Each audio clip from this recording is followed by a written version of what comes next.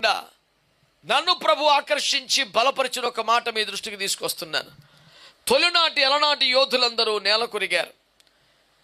First generation Christians చాలా మంది వారి జీవితాలు ముగించారు. ఇప్పటి తరములో ఉన్న మిమ్మలను, ఈ తరములో ప్రభువులోకి వచ్చిన మిమ్మలను మీరే మొదట నమ్మకపోయినా మీ తల్లిదండ్రుల్లో లేకపోతే ఇంకెవరో ఇంకా ముందు వారో ప్రభువులోకి వచ్చిన దేవునితో ముఖాముఖి అనుభవం కలిగిన వారు, ప్రార్థనా జీవితము కలిగిన వారు, ప్రతి విషయంలో దేవుని చిత్తముని కనిపెట్టి తెలుసుకుని నిర్ణయాలు తీసుకుని అడుగులు ముందుకేసే స్థాయి ఉన్న వాళ్ళు, దేవుని లెక్కలో దేవుని దృష్టిలో యోధులు అనబడిన వారు.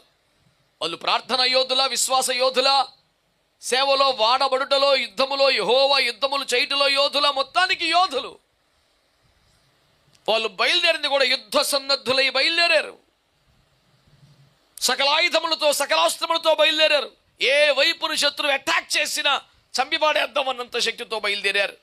అయితే బిడ్డలారా, వారంతా అరణ్యములో చనిపోయారు. అయితే అది ఎంతో దుఃఖకరం, విచారకరం, వేదనకరం. ప్రభు అంటున్నాడు, వారికి ప్రతిగా మిమ్మల్ని నేను ఏర్పాటు చేసుకున్నానని.